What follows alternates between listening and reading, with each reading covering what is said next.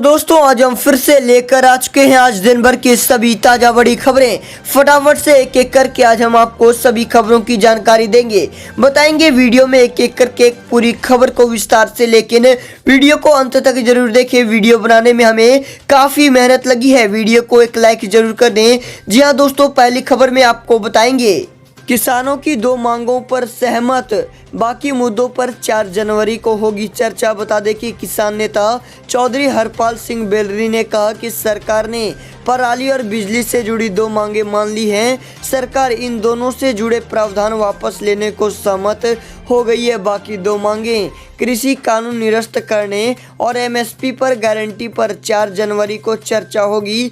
बैठक में जिन 4 मुद्दों पर चर्चा हुई, जिसमें 2 मुद्दों का हल निकल गया है। जिन 4 मुद्दों पर बातचीत चली वे हैं 3 कृषि कानूनों को निरस्त किया जाए तथा दूसरा एमएसपी को कानूनी जामा पहनाया जाए। तीसरा एनसीआर में प्रदूषण रोकने के लिए बने कानून के तहत कार्रवाई के दायरे में किसानों को बाहर रखा जाए। चौथा विद्युत संशोधन विधेयक 2020 के मसौदे को वापस लिया जाए। आम आदमी पार्टी के तीखे तेवर, बीजेपी ने लिखी शाहीनबाग की स्क्रिप्ट। दरअसल दोस्तों आपको बता दें कि दिल्ली के शाहीनबाग में पिस्तौल से फायर करने वाले कपिल गुर्जर की भारतीय जनता पार्टी में सदस्यता और फिर उसे तुरंत रद्द करने के मामले में आम आदमी पार्टी बीजेपी पर जमकर निशाना साधा। आम आदमी पार्टी सांसद संजय सिंह और प्रवक्ता सौरभ भारद्वाज ने बीजेपी पर शाहीनबाग की स्क्रिप्ट लिखने का आरोप लगाया है। हालांकि विवाद बढ़ने के बाद बीजेपी ने कपिल की पार्टी की सदस्यता कुछ ही घंटों में रद्द कर दी। वीडियो बयान जारी कर आम आदमी पार्टी सांसद संजय सिंह ने कहा कि बीजेपी वाले बार बार यह साबित करने की कोशिश कर रहे थे कि संजय सिंह से कपिल गुर्जर का रिश्ता है और जो शाहीनबाग में गोली चली वो संजय सिंह ने करवाई थी। बता दें कि उन्होंने, लेकिन आज कपिल गुर्जर बीजेपी में शामिल हो गया। इससे हम साफ समझ सकते हैं कि शाहीनबाग में आंदोलन चलाने वाले और वहां गोली चलाने वाले लोग बीजेपी में शामिल हो रहे हैं। उन्होंने कहा कि वो शामिल होते हैं तो सवाल यह उठता है कि आखिर बीजेपी देश के साथ ऐसा क्यों कर रही है। बीजेपी आम आदमी पार्टी को बदनाम करने के लिए किस हद तक जाएगी। सौरभ के भाजपा नेताओं से मुलाकात के बाद ममता सरकार ने शुरू की जमीन वापस लेने की प्रक्रिया। आपको बता दें कि राज्यपाल जगदीप धनखड़ और केंद्रीय गृह मंत्री अमित शाह से बीसीसीआई के अध्यक्ष सौरभ गांगुली की मुलाकात के बाद अब ममता बनर्जी की सरकार ने न्यू टाउन में सौरभ गांगुली को दी गई जमीन वापस लेने की प्रक्रिया शुरू कर दी है। इससे पहले गुरुदेव रविंद्रनाथ टैगोर पर द्वारा स्थापित विश्व भारती विद्यालय की ओर से ममता सरकार पर असहयोग का आरोप लगाए जाने के बाद राज्य सरकार ने विद्यालय को दी गई सड़क वापस ले ली है। इस बारे में हिडको के चेयरमैन देवाशीष सेन ने बताया कि सौरभ गांगुली ने ही जमीन वापस लेने के लिए आवेदन किया था। इसी के मुताबिक उनके द्वारा किए गए भुगतान को वापस कर जमीन को दखल करने की प्रक्रिया शुरू की गई है। दरअसल 2013 में स्कूल बनाने के लिए न्यू टाउन के एक्शन एरिया 1A में ममता बनर्जी की सरकार ने सौरभ गांगुली को 2 एकड़ की जमीन दी थी।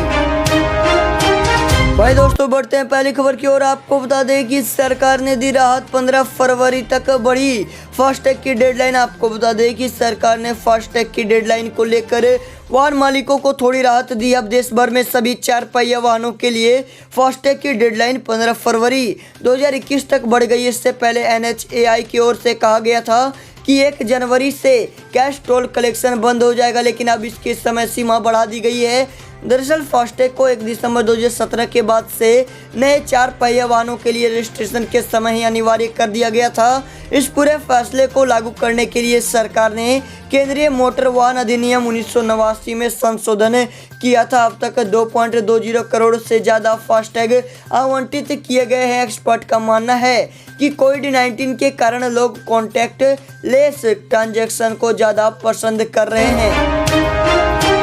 साथ ही दोस्तों रिलायंस जियो का नए साल पर बड़ा तोहफा, सभी नंबर पर कॉलिंग हुई फ्री। आपको बता दें देश की सबसे बड़ी टेलीकॉम कंपनी रिलायंस जियो ने नए साल पर ग्राहकों को बड़ा तोहफा दिया है। कंपनी ने गुरुवार को सभी नेटवर्क पर वॉइस कॉलिंग फ्री करने की घोषणा की है। कंपनी ने यह कदम telecom regulatory authority of India के दिशा निर्देश के आधार पर उठाया है। ग्राहकों को इस सुविधा का लाभ 1 जनवरी यानी कि आज से 2021 से मिलने लग जाएगा। इसका सीधा मतलब है कि ग्राहक अब जियो से एयरटेल, वोडाफोन आइडिया और बीएसएनएल के नेटवर्क पर भी अनलिमिटेड कॉलिंग कर लाभ उठा पाएंगे। बता दें कि जियो से जियो नेटवर्क पर पहले से अनलिमिटेड फ्री कॉलिंग की सुविधा मिलती है। दरअसल TRAI ने जनवरी 2021 तक ICU खत्म करने से मना किया था। ICU के चलते जियो अपने यूजर्स से अन्य नेटवर्क पर कॉल करने पर 6 पैसे प्रति मिनट की दर से चार्ज वसूल रही थी। बता दें कि रिलायंस जियो के यूजर्स अब किसी भी नेटवर्क के नंबर पर फ्री कॉलिंग का फ़ायदा ले सकेंगे। फ्री वॉइस कॉलिंग का फ़ायदा देने वाले पॉपुलर प्लान्स की शुरुआत 129 रुपये से होती है। जियो के 129 वाले प्लान, प्रीपेड वाले प्लान में यूजर्स को हर दिन 2 GB डेटा मिलेगा। नए साल के जश्न में अगर चलाए पटाखे तो हो सकती है 1.5 साल से लेकर 6 साल तक की सजा। आपको बता दें कि नए साल का जश्न अगर आप अपने घर में ही मनाने जा रहे हैं तो गलती से भी पटाखे मत चलाइएगा दोस्तों, क्योंकि अगर आपने पटाखे जलाए और पकड़े गए तो 1.5 साल से लेकर 6 साल की सजा हो सकती है। साथ ही जुर्माना भी अलग से लगाया जा सकता है। दरअसल प्रदूषण के बढ़ते स्तर को देखते हुए नेशनल ग्रीन ट्रिब्यूनल ने दिल्ली से पहले ही पटाखों को चलाने और उनको खरीदने बेचने पर दिल्ली NCR में पूरी तरह से प्रतिबंध लगा दिया था। अब दिल्ली प्रदूषण कंट्रोल बोर्ड ने भी नोटिफिकेशन जारी करके साफ कर दिया है कि अगर NGT के आदेश का पालन नहीं किया गया तो उन्हें शिकायत मिली और आरोपी के खिलाफ कोर्ट में केस दाखिल करके ट्रायल चलेगा, जिसमें 1.5 साल से लेकर 6 साल तक की सजा का प्रावधान है। तो दोस्तों, यदि आपने पटाखे के बारे में सोच रहे हैं तो आप रुक जाइए। अगर कोई भी व्यक्ति किसी तरह के पटाखों को चलाता है और दूसरा व्यक्ति उसका सबूत देते हुए दिल्ली प्रदूषण कंट्रोल बोर्ड में शिकायत दाखिल करता है तो उसकी जांच करने के बाद अगर प्रदूषण कंट्रोल बोर्ड को लगता है कि कोर्ट के आदेश के उसके नियमों का उस व्यक्ति ने उल्लंघन किया है तो वह इसकी शिकायत फिर कोर्ट को भेज देता है।